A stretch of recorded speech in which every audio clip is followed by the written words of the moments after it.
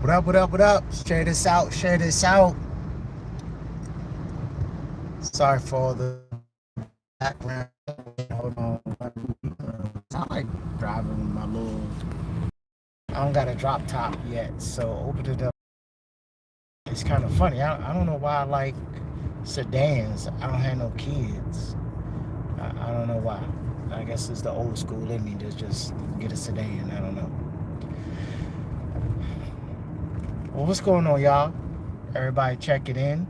Share this live out. We're going to talk about definitely some secrets and a topic that's not discussed enough in the credit game, in the funding game. It somehow is just overlooked. And I'm tired of people overlooking it. No one ever talks about this part. And it's crazy to me because it's literally the lifeblood. Severe weather nearby. It's going to be the reason that you're able to recover after having, after fumbling the bag or after being denied for a credit card, right? It's going to be the reason that you're able to continue to build and rebuild and secure more credit. But for some reason, people keep skipping over it.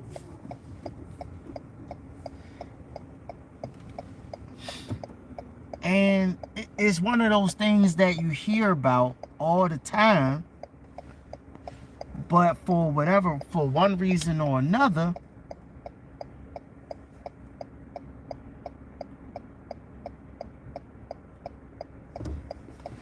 those in the credit space don't do enough to talk about it.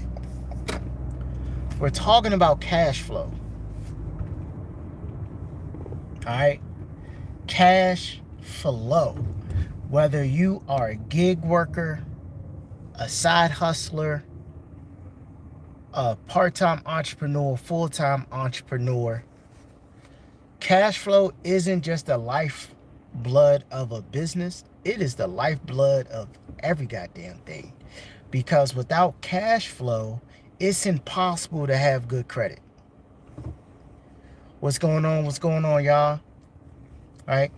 Without cash flow, it's impossible to have good credit.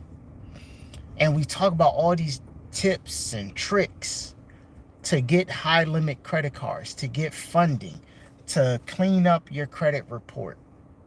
But look, what's going on? What's going on, Nas? If we don't have cash flow, if we not making no money, you're not gonna have good credit for long. Like it's not much you can do if you're not making money. There's not much you can do. Right? You gotta be able to continue to make money if you want to rebuild your credit. Someone just mentioned bankruptcy. Right? How do we recover from bankruptcy? If you want to rebuild from a bankruptcy, you will absolutely need cash flow or an infusion of cash. Right? You can't rebuild your credit without having some cash. You can't go out and get high limit business funding without having cash flow. You got to have income coming in. We got to. Because if let's say you're rebuilding your credit. If you're rebuilding your credit, you're probably going to be paying for some authorized users. You're going to be paying for some primary trade lines. You're going to have to do a secured card here, a secured loan here. It takes money to rebuild your credit, right? A lot of people logged off. It was like 20 people on here. Now we're down to 4 because I'm talking about the real shit. This is the shit that people don't want to talk about. This is what you don't want to hear. Because people come on here, how do I get a $50,000 credit card? Oh, but what happens if I can't pay the credit card back? What? What do you mean? That means you're not making any money. If you got a $50,000 credit card and you run it up and you can't pay it back, that means you used the credit wrong. You're supposed to be making cash flow. You're supposed to be using your $50,000 credit card to generate another $50,000. If you're not comfortable enough to flip an entire 50 grand into another 50,000, don't use the whole 50,000. Start off with a smaller amount, right? Start off with $1,000, maybe even $200. Work your way up. There's nothing wrong with that. What's good, David? There's nothing wrong with that. But the real secret to having and rebuilding and maintaining good credit is also having good cash flow. It's very hard to have one without the other. But here's the thing, once you have enough cash flow, credit then becomes optional.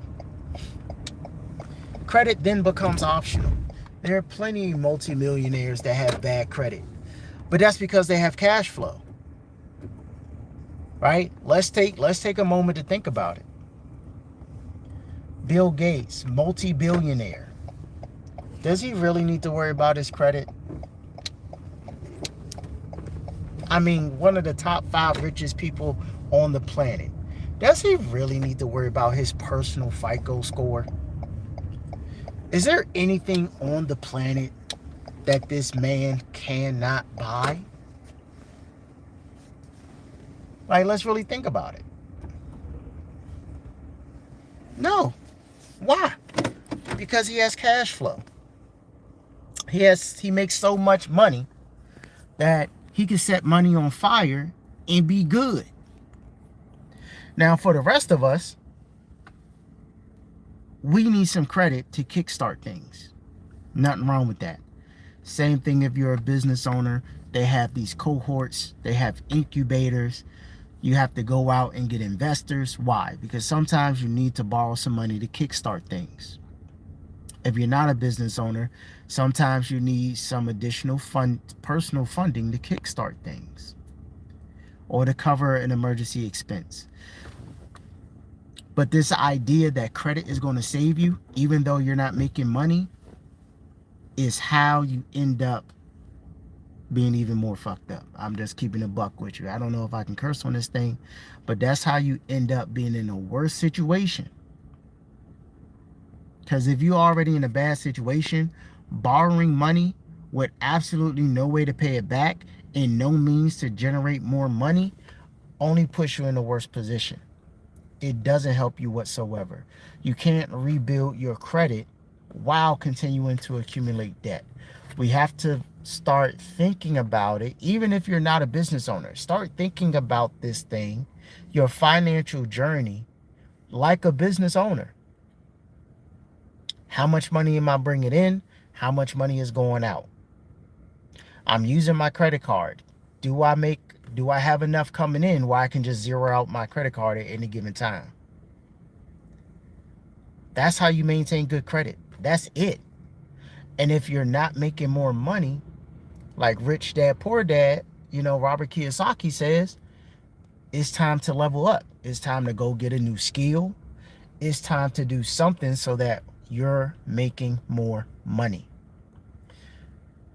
Y'all have no idea how often we have the conversation, or someone jumps into the comments of this video or some other credit video about funding, and they'll literally type this: what do I do if I can't pay back the money?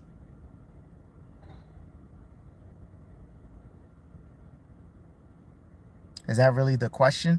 You borrowed money and now you're worried about what to do if you can't pay it back.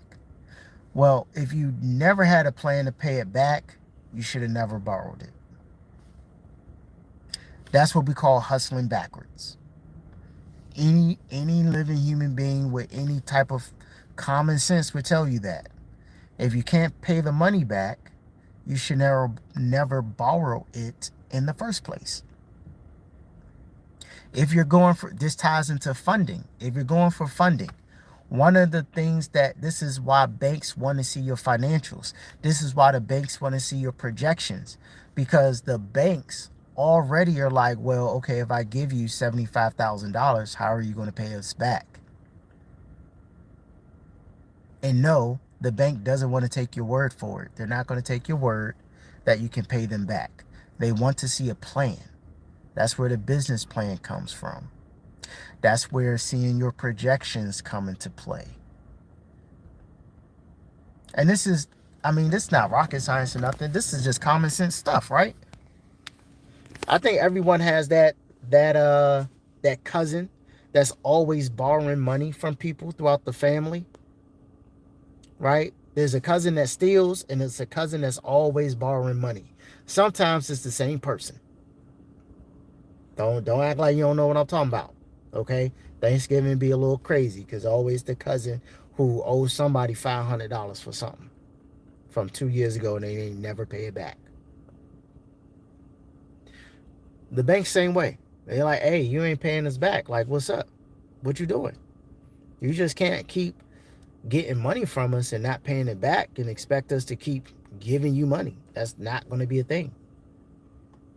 So what's your plan to make more money? What's your plan to take this money to make some more money, or even potentially make some more money? Because not every investment has an immediate return, right? You may borrow from a credit card to invest into a flip.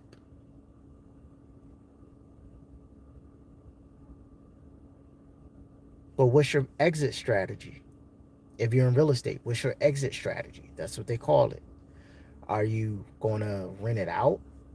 Are you going to refinance, do a cash out refi?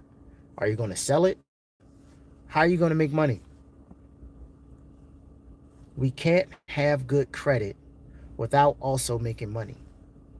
We got to do both. We can't, getting a bunch of credit cards isn't going to save us if we're not making money. Now, a credit card can save you if you have the idea on how to make money, and maybe you just need to buy some materials to start. Maybe you need to buy software. Maybe you need to take a class or get some kind of certification. And then with that certification, you can become a phlebotomist. Or with that credit card, you can start buying electronics or games off of eBay and then flipping them for a profit. Right? You can start doing these things once you have the money, or once you have the credit that you can then turn into the next opportunity. But the point is that you gotta start making money. It's not just about fixing your credit. Because think about it. When your credit is getting messed up, what does that mean? Generally speaking, right? If you're at the point where you're at bankruptcy, or you're at the point of you got 5 or 6 late payments on your credit card, it looks like that because you're not paying the bill. You're not paying the bill because you're not making any money. You may not be making enough money. You might be making some money, but it may not be enough. Right?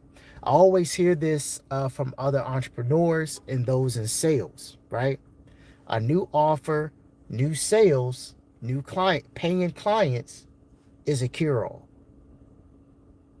It's a cure-all. If you have bad credit, if you're going through a financial crisis, all you need is some new paying clients or to resell something to your existing clients. Money in cures all problems, at least for a business. And for the average American, it's probably also going to be a cure-all for most of your problems, right? Does money buy happiness? No. But not having money also ain't going to buy you shit neither. I'd rather be sad in my car than crying on the bus, okay? Like, yeah, like for real. When I get rich, I don't think I'm going to say I was happier when I was poor. Nah, I'd rather be rich and happy. I don't want to be poor and happy. I did that, you know? Doing that. Not a fan of it. I'd rather experience being rich and happy. We have focus on, I need everybody, right? It's the last half of the year. Let's start giving more emphasis on making money without credit. Drop it in the chat, y'all that's here. How are you making money? Exactly, if you can't handle it, right?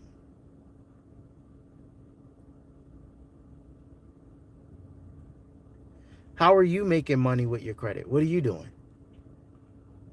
Let me read what's going on, y'all. Let me read the comments. Let me see. Yeah, Skylark promoting CPNs. Your credit score don't mean nothing when you have a CPN. If you don't know, again, going back, y'all not listening. You're not listening, my boy. Yeah, my head is big, Ray. For sure. You're not listening, my boy. A CPN. If a person doesn't know how to make a CPN, they still have to do what? They still need what to get a CPN? They still need money. You still have to pay for a CPN, my boy. You still got to pay for the CPN, my boy. How you going to get the CPN? You ain't got no cash flow. Who out here giving out free CPNs, my boy? Who giving out free CPNs? Who? Where they at? People charging $250 for a CPN, $3,000 for a CPN. Like, I'm already sharp. I'm already hip. There's not too much you can tell me about the credit game that I'm not already sharp to. Right? Yeah, you still gotta, unless you know how to make a CPN, you still gotta pay for it, my boy. You still gotta get that cash flow up. Ain't nobody making no free CPNs out here. Let me see. Let me start at the top. I got a big head. That is for show. Your girl let her rub it though. You feel me? Let's see. Cons of bankruptcy after 2 to 3 years. I'm getting asked this, and apart from being a restart, I don't see such a bad thing after. Yeah, that's all. Bankruptcy. You after 2 to 3 years. Now, for the most part, you're going to be able to just rebuild. You can still buy a house after 2 to 3 years. The only downside is whatever banks you included in that bankruptcy, them banks is dead. Like, you don't have a relationship with any of those banks anymore. That's done and over with. Let's see. Stop using credit cards. David says stop using credit cards if you can't handle the responsibility. Big facts. Let's see. Skylark said you trying to be white. I'm not really sure what that means. What's going on? Christian, what's happening with you? Alexander, what's going on? What's going on, Christian? Have you ever found on a jet ski? Absolutely not. Big facts, David. Big facts.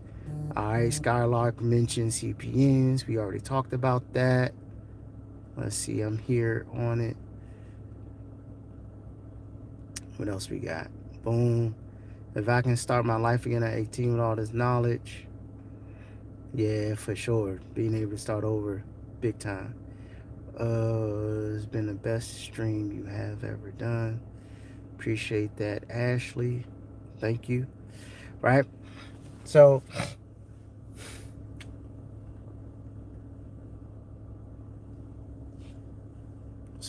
getting back into it.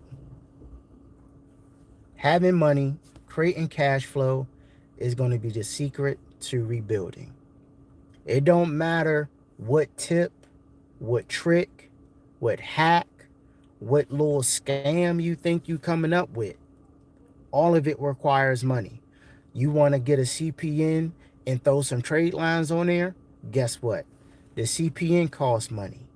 Each and every trade line you want to put on that CPN costs money. If you want to buy a CPN that is already fully built out with the credit score, that costs money. So everybody out here talking about I can get you a CPN, whoop the whoop, Sounds good. If you don't got no money, how you going to get it? How you going to get it? You going to go online and learn how to make a CPN? Cool. How you going to pay for the course or for the book that tells you how to make a CPN if you don't got no money? If you don't got no cash flow coming in? It goes hand. You gotta, in order to have good credit, you gotta have some cash flow. The only reason we got messed up credit for the average person, you probably have messed up credit because of a cash flow issue. Even when we're looking at bankruptcy, that's a cash flow issue, right? You're seeing how much you owe. You're seeing how much you're bringing in. Oh shit, how much I owe is way more than how much I'm bringing in. Let me file bankruptcy. Cash flow. Even when you file bankruptcy, that costs money. It's not free.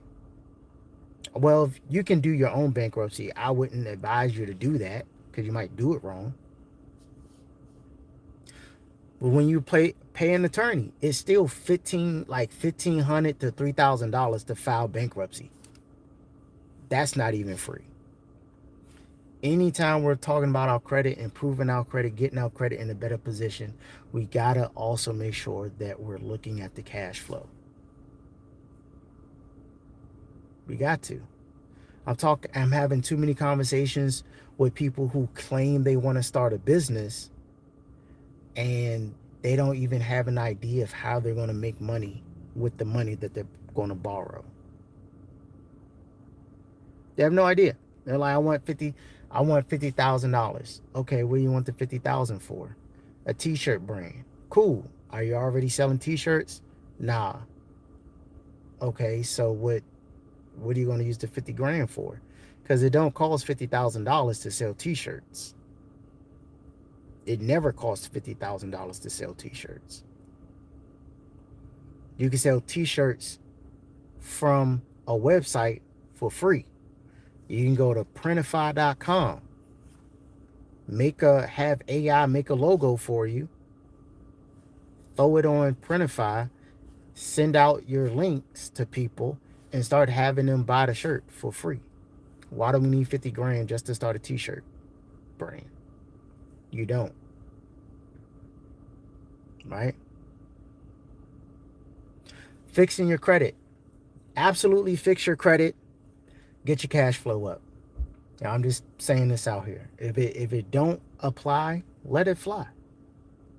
I'm probably not talking to you, but I could be talking to your cousin, could be talking to your auntie, your uncle, whoever, right? We need to focus on improving our credit and improving our cash flow and our ability to make more money. This is the secret that those in the credit space aren't talking about. We need more people telling us to fix our credit and increase our ability to earn more money. That is the real secret to maintaining good credit. Because once you fix it, all you got to do is just keep up with your bills. That's it. All you do is pay your bills on time, you're going to have good credit. If you don't know how to fix your credit, how to remove late payments, how to remove charge-offs, how to remove collections, it's on my page.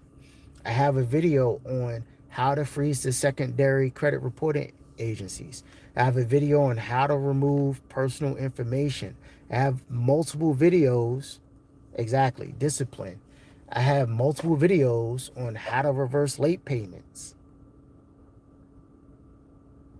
I have a video on how to delete collections in 2025. Like, the information is out there. But if you're spinning your wheels, you feel like you can't get ahead, you feel like your credit score is not improving, it's probably because you're not paying your shit on time. And you may not be paying your shit on time because you're just not making enough money. No shame in that. Get a side hustle. Work a second job.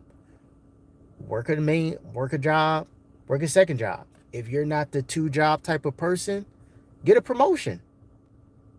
I was talking to a coworker, and she was like, she needs to make $75,000 a year. So how much you make now? She's 40. I said, okay, we'll just apply for a job that pays $75,000. Not to be an asshole, but that's really all it boils down to. That's the only way. If you don't want to work multiple jobs, you want to improve your income, apply for higher paying jobs. Whether or not you qualify for it, hey, look, everyone knows that everyone lies on the application. Everyone knows that. So in your mind, and this is another part of this process, is knowing your numbers. My business owners, we need to know our numbers, business owners. If you're looking to expand, you got to know your numbers. If you're looking to buy a new property, know your numbers. Bringing on new hires, know your numbers. If you're not a business owner, you still want to know your numbers.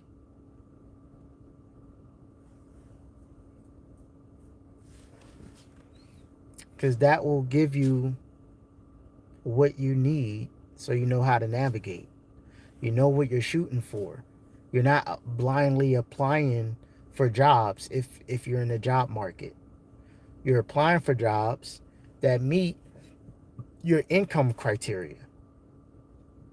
You want to make $100K a year? So now you know you're only applying for jobs that make $100K or more a year. If you feel like you're underqualified for those jobs, then that means we're going to take the time to upskill ourselves, go to the classes, get the certifications, join the fraternities, the whatever, so that you now qualify for the $100,000 job. As a W-2 employee and a small business owner, there are areas in business that I suck at. So what am I going to do? I'm going to upskill myself. I'm going to join the mentorship. I'm going to buy the books. I'm going to join the online class, the in-person class, go to the conference, watch the YouTube videos. I'm going to upskill myself so I can be better for my business. We can do the same. You can do the same thing as a W-2 employee.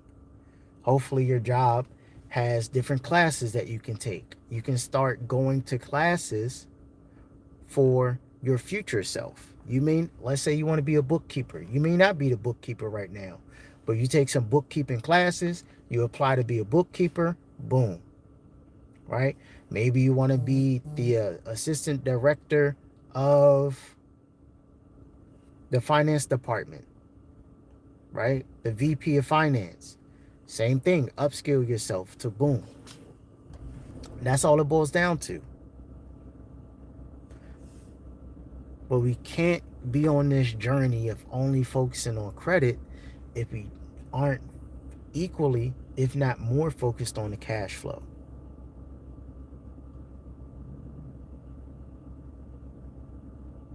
I love this viral video that always floating around the internet. Would you take a 800 credit score or $1 million? Which one would you take? Drop it in the chat if you're watching this. This always pops up on Facebook. If you would you take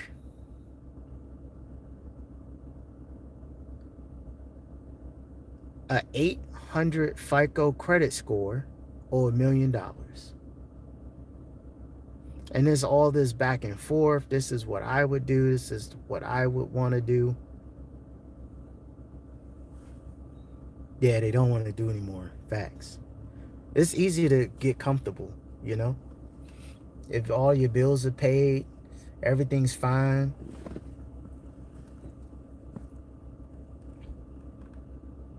But 800 or $1 million, I'm going to take the $1 million every day, all day. You want to know why? Because if I had $1 million, I can just buy good credit. People don't like, you can buy good credit. You can literally just buy it. You can just buy it. You can get the trade lines, put them on your credit. You can get a bunch of high limit secured credit cards, secured accounts. Put them joints on your credit, 20, 30, 40, $50,000 trade lines on your account. Let them sit for 6 to 12 months. They're automatically going to graduate and become unsecured accounts. So in 12 to 18 months, you're back to having amazing credit.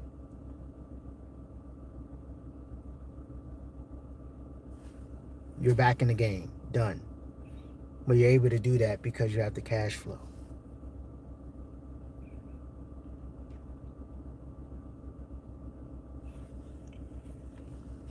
It's very, and like anything, it's always easier said than done. David, would you say other thing? Notice people, if they can't manage the small amount, they're not going to be able. Yeah, of course. Of course. That's why I mentioned if a person's coming and like, hey, I want $50,000 from Chase. Okay, cool. If you don't know how to flip that, or if you're not comfortable flipping it, don't max out the card. Just start off with a smaller limit. I had to learn that the hard way. I thought, after all the mentorships and all the things that I was in, oh yeah, I'm comfortable. I can do this and that. I wasn't. And I can say that. I'm okay. I didn't have that skill set yet. I had to develop it, right? It was 5 years ago. I had to develop the skill set to handle larger amounts of money the correct way. Because like easy come, easy go. If you don't know how to manage it, you're going to lose it. It happens. But hopefully you learn from that experience, you backtrack, you figure out what you did wrong, and you make the corrections. And you put it in your mind, okay, this is what I did wrong. These are the things, this is what I did wrong. This is why I did it wrong. Maybe it's an emotional thing, because money, we all have some kind of emotional response to money. If you never had it, you may want to spend it. Or if you never had it, you may want to hoard it. Or if you always grew up with it, maybe you don't value it. Right? You may have the mindset of, well, it's easy for me to make money, so I don't really need to worry about trying to keep it because I can always make it.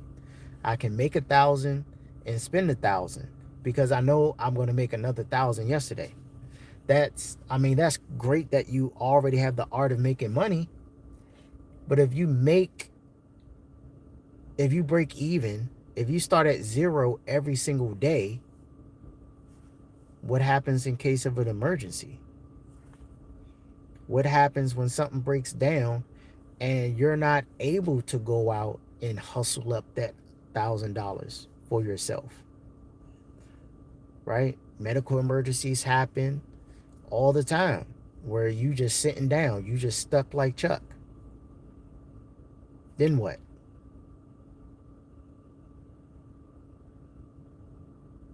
Now you got to rely on someone else to make the money for you? Nah. You gotta put some of that to the side. You got to put some of it to the side. One thing that I do now, along with having a savings account, you also got to have some emergency credit. I'm always going to promote cash and credit. It's never one or the other. It's always both. A kingdom has a king and a queen.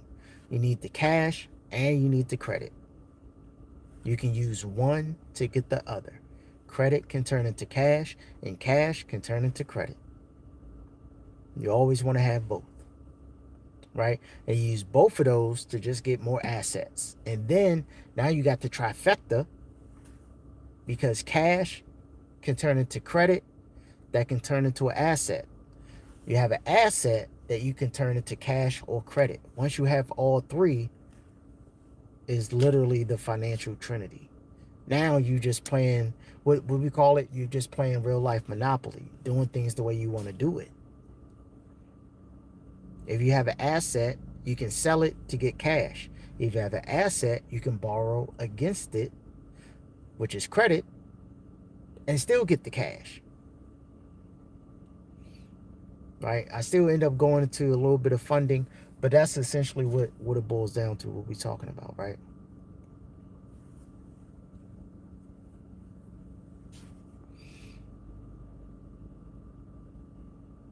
So anyway, look, fixing your credit is important. Having a strategy to get funding is important. Delete the collections, the charge-offs, setting up your company. All of those things are important. Let's add to the list. Make sure you're focusing on getting that cash flow.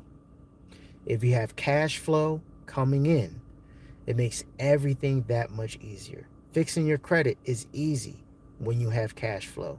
Setting up your business properly is easy when you have cash flow.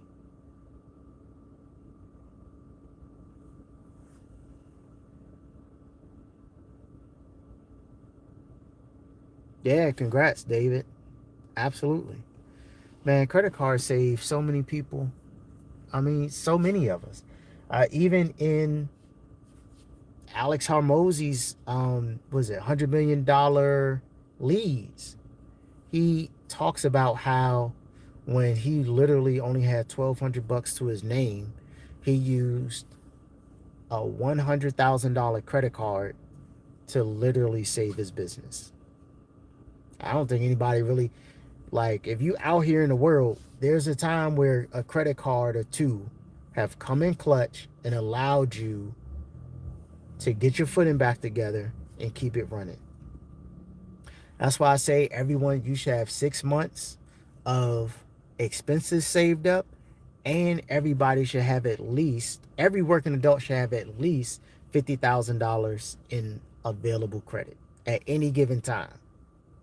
At any given time, you should be able to get access to $50,000 in credit, whether it's revolving credit or installment. I prefer revolving. That way you're not making monthly payments. But everybody should have those two things: 6 months of living expenses saved and $50,000 of credit. Why 50,000? Because the average American right now makes like between $50,000 to $75,000. It's like average. Even though with inflation, it may not feel like it's enough. Fucking inflation, right? I mean, the Fed is dropping interest rates, so that's cool. As far as inflation, but those are the two things that I recommend: 6 months of living expenses saved, $50,000 in credit.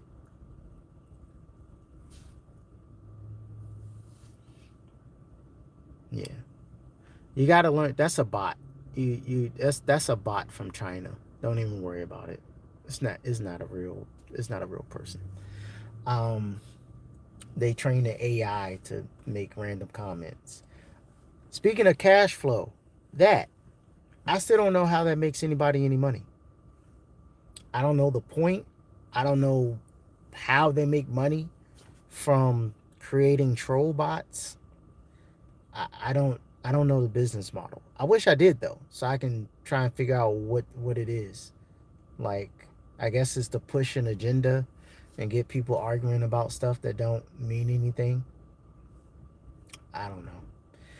But anyway, y'all, look, wanted to hop on, rant a rave about that. We need cash flow. If you're a business owner, you need cash flow. If you're not a business owner, you need cash flow. If you're a mom, you need cash flow. If you're a dad, you need cash flow. A brother, also cash flow. Little sister, cash flow. Big sister, cash flow. Along with having credit. Both. Use your cash flow to get credit. If you're low on cash flow but have credit, use your credit to build up your cash flow. We need both. Getting access to a $10,000 credit card ain't going to help you if you don't have any cash flow. It's not going to help you if you don't have any idea how to use that $10,000 to make some cash flow. right?